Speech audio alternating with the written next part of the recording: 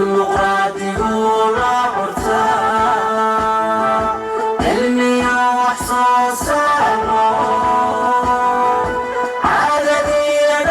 shirweynaha laanta dhismaha ee dowlad deegaanka Soomaalida ayaa markii koobaad lagu qabtay magaalada Jigjiga ee caasimadda dowlad deegaanka Soomaalida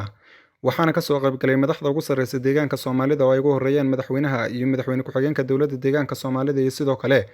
marti sharaf kale oo ka kala socotay shirkadaha qandaraaslayaasha ee deegaanka Soomaalida madaxweynaha dowladda deegaanka Soomaalida Mustafa Maxamed Umar oo ka hadlay munaasabadda ayaa yiri wixii shalay jiray muxuu ahaay wax badan laga bedelay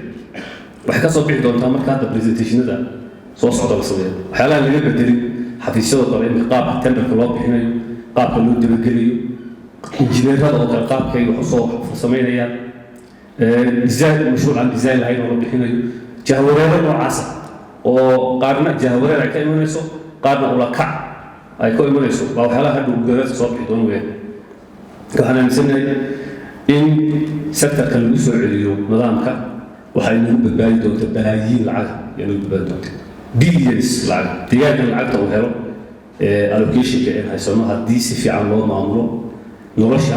qandaraasleyda iyo shacabka iyo mas-uuliyiinta iyo tuwal way isbedelaysa si fiican way isbedelaysa lacag aad u badan weeyaan qayb ahaan mashaqaystanimada deegaanka ka jirta lacagta faraha badan ee si habqanka u soo gelaysa si aan nidaam iyo xogta lahayn qof walba access uu wadayo ayaa ka mid kow mid waxaa meelaha qaarkood marayna mad fiqiir waxaan nahay haddana sida taajiriinta u dhaqmaysa meelaha qaarkood dadkii xoolo dhaqatada qaar bay walaayto iyo sidaami iyo u raac walaayto iyo koonfur iyo hadda inay xoolo u raacaan maray meelaha qaarkood marka sektaradii laga shaqaysan lahaa kolka kale waxaa loogu leeyahay dhulkana laga qaadanaya dadba soo galay dee shaqayso taa waxaa ugu wacan easy money lacag dhib yar qofki soo shaqaysan waxaa sameeyo connection siyaasadeed marka dadkii oo dhan wada siyaasi waxay u noqonayaan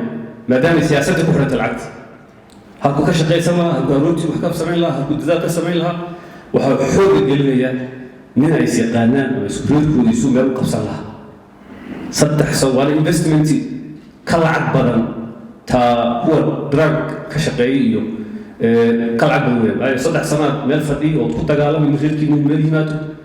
oo waxay kugu ninkaas yimaado yaa wixii 10 sano shaqaysan lahaa ku soo go'ay halka kolka maxaa soo gelinaysaa saddexdaas inta silka laabto ma dagaaladii reerkii meesha yimaado kolka kadibna konton sano lacagtaadii waxay halka ku qaadatay geesta kale wasiirka xafiiska horumarinta magaalooyinka ee dowlad deegaanka Soomaalida Cabdiraxmaan Ciid Daahir oo ka hadlay munaasabadda ayaa sheegay in miisaaniyadda deegaanka inteeda ugu badan ay ku baxdo mashaariicda deegaanka Soomaalida hase yeeshee aysan u fulin sidii loogu talagalay balse ay xukuumaddu dadaal dheer ay ku bixinaysaa sidii loo hirgelin lahaa in ay fulaan mashaariicda deegaanka Soomaalidu sidii loogu talagalay xafiisyada deegaanka ee maanta halkan fadhiya xafiis aan wax doona hadaan wax dhisin inuu jiro uma maleynay xafiiska nabadgelyada ka soo bilow asluubta xafiis kastoo deegaanka ka jira wax u dhisan marka waa sector guud oo ahmiyad weyn u leh wadankeena guud ahaan iyo deegaankeenaba 10 sano 20 sano u dambeeyay sector kan dhismo wuxuu ahaa motorka horumarka dhaqaalaha wadanka laga sheekeynay ee lalaha laba digit buu ku kordhay meesha xudunta u ahayd waxay laanta dhismaha inta badan 20% ayuu sanadadii u dambeeyay uu korayay sectorka dhismuhu waxaan dhaqaalaha laga sheekeynay wadanka koobcayna waa kaabayaasha dhaqaalaha ay xukuumaddu inta badan ay wado inaga marka xukuumad ahaan inay eegtana miisaaniyadda la yiraahdo capitalka badankeedu waxay gashaa dhismo weyn miisaaniyadda capitalka la yiraahdo badankeedu dhismay ay gashaa marka ahmiyadaas uu noo leeyahay inaynu ogaano kolba sidoo uu socdo waxa ka khaldan waxa u baahan in la saxo iyadoo ay sidaa tahay laakiin saad ku arkaysid qoraalka markii uu horeeyay ee shir la qabto heer qaran sanadkii mar baa la qabtaa annual construction conference joogtaa jira oo sanadkiiba hal mar dhaca waa markii horeysay inagu aynu isku nimaadno iyadoo la isku dhan yahay oo shirkadii wax dhisayay kuwii talatalinta ahaa ee laga soo bilaabo nashqada iyo dabagalka mashaariicda iska lahaa iyo ciddii ka ahayd ciddii lahayd mashaariicdan oo dawladda oo markii horeysay la isku yimaado shirweyne lagaga wada tashanayo wixii naga khaldan iyo waxa u baahan inaan saxno dhismaha nimanka aynu ka hadlanaa ayaan loo qaadan dhismaha guriga sectorka dhismo waa biyaha waa ka jidadka iyo ka guryaha building road iyo wax isku jira biyaha marka saddexdii weyn waxaan ku wada hadlaa ayaan Cabdiraxmaan Xaashi 5TV